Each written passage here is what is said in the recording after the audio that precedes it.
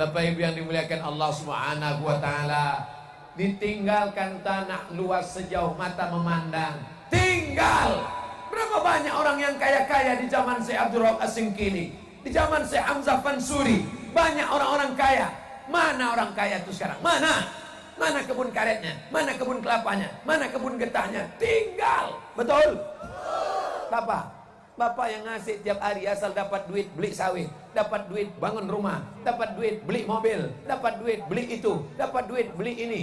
Nanti kalau bapak mati, mobil bapak yang cantik itu akan dipakai laki mereka yang baru, brownies. Kalau bapak mati, janganlah keras-keras Pak Ustaz. Aku dengar mati ini sakit jantungku. Kalau bapak mati,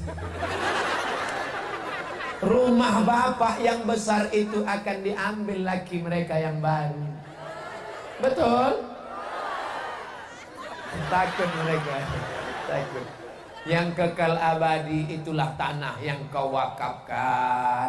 Alhamdulillah, selesai saya ceramah wakaf, datang kertas, Ustadz Somad, saya wakafkan tanah saya 3 hektar.